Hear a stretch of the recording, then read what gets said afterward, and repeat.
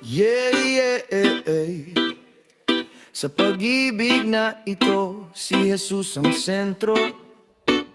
Tahimik, pero matibay.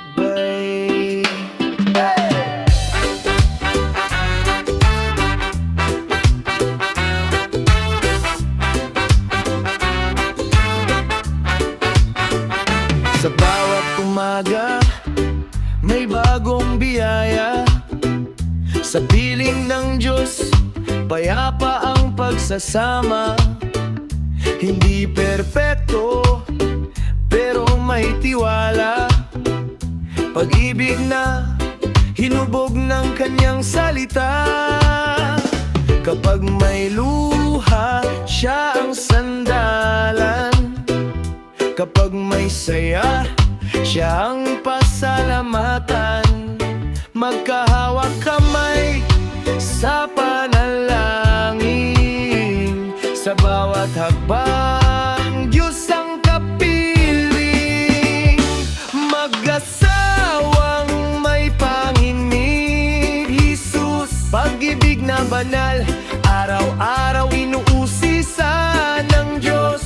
Sa Kanya nakaugat ang aming sumpaan. Sa gitna ng katahimikan, siya ang tahanan. Mag-asawang may panginig, Jesus, may galang, may aruga, may pusong busilak. Sa Kaniyang pag-ibig, kami nananatili. Tahimik man ang awit, wagas ang pag-ibig.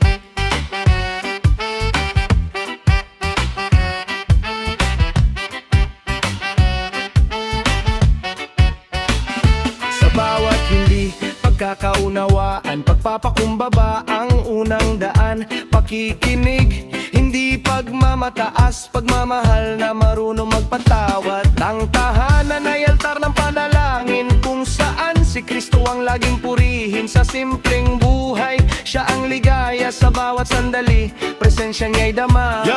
Dahan-dahan lang, pakinggan mo to.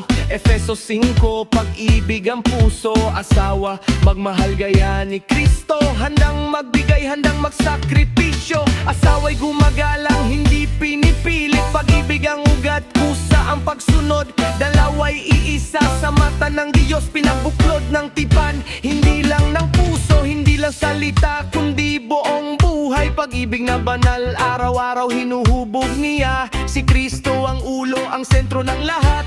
Kaya ang pagsasama'y payapa at tapat. Mag-asawang may Panginoon, Jesus, sa Kanya humihinga ang aming pag-ibig.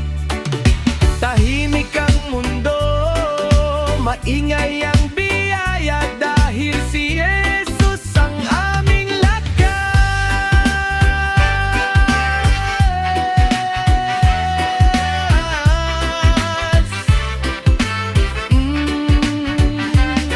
Sa bawat tibok ng puso, panalangin. Sa bawat yakap, pasasalamat. Mag-asawang may Panginoon,